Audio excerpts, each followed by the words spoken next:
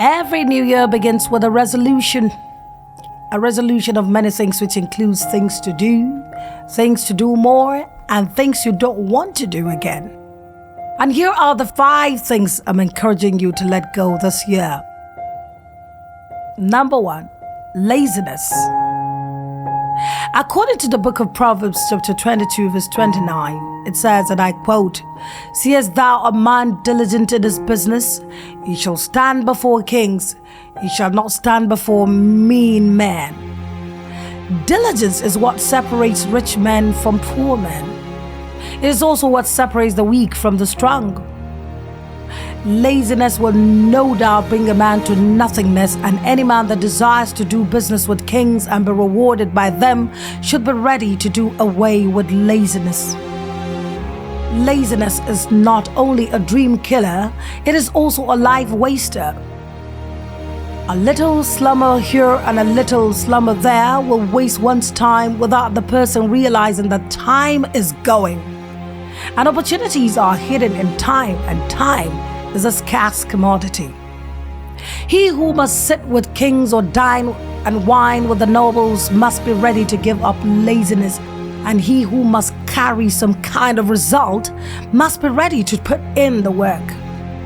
A lazy man will never ever appreciate the use of time, just like a farmer.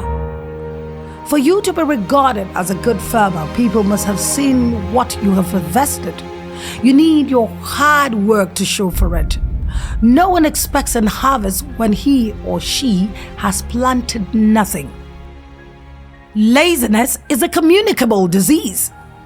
If it is not treated quickly, you will be amazed at how many persons you will affect with it, including the environment you live in. 2. Excuses. Someone once said, if you want to get it done, you will find a way. But if you don't want to, you will give an excuse. Excuses will keep you on the same spot forever. Excuses will make others pass you by while you keep giving reasons why you can't do it. A man who keeps giving excuses will describe what others achieve as them being lucky while he can't even lift a finger. A man full of excuses will always be at the mercy of others, expecting everyone to do things for him. A man who makes excuses shifts blames to others and invariably also shifts responsibilities too. People who make excuses either for things they ought to do or things they ought not to do always suffer dire consequences. In the scripture at the Garden of Eden, Adam was put in charge of the garden, but because he couldn't take responsibility of what happened, but would rather blame his wife Eve, guess what? He was banished along with his wife. Those who make excuses are liable to be replaced by someone else. That was the case of Saul in the Bible. He disobeyed simple instruction, and instead of admitting his wrong, he started making excuses, and that led to God changing his mind about him. The excuse zone of life are for losers, and if you don't want to be a loser, do not be found there. Number 3, prayerlessness. The Bible encourages us in the book of 1 Thessalonians chapter 5 verse 17. It says, we should pray without ceasing.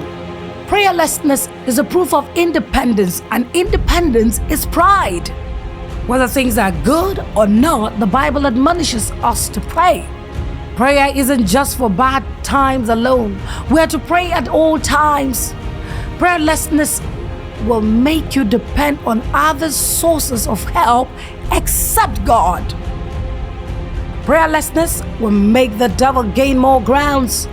Prayerlessness will make you occupied with worries rather than be strengthened by faith. The Bible tells us in the book of Philippians chapter 4 verse 6, and I quote, "Be anxious for nothing, but in everything by prayer and supplication with thanksgiving, let your requests be made known to God." End of quote. Prayerlessness will keep you down. Rather than making God the last option, why don't you make Him the only option? I encourage you to pray.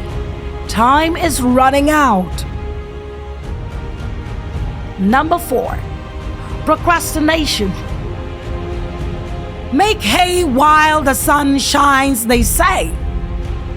Procrastination is simply an inability to motivate oneself to complete a task. Procrastination is closely linked to lack of self-confidence and laziness. It is either you think you don't have what it takes to do it, or you think I can always do it when the time is right. Guess what? The time will never be right. Many years from now, you will still be waiting for the perfect time, and it will never come.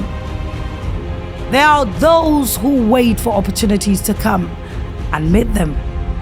But there are also those who create the opportunities they want for themselves. If the door doesn't open, force it open. Don't wait for the keys. You just might wait longer. Look at the man at the pool of Bethesda in John chapter 5. He has been waiting for 38 years because he was looking for the perfect time to throw himself inside the water in order to be healed. But that time never came. That is what happens when you procrastinate. You will stay longer than necessary. Procrastination is evil. It can damage one's life. 5, lack of planning. They say he who fails to plan already has planned to fail. Before anything worthwhile can be done, you need to have counted the cost. Jesus spoke a parable, and he said in Luke chapter 14, verses 28 and 29, "For which of you, intending to build a tower, sitteth not down first and counted the cost, whether he is sufficient to finish it? Lest haply, after he had laid the foundation and is not able to finish it, oh, that behold, it begins to mock him." The first step to anything is planning. And a successful planning is equal to a successful result.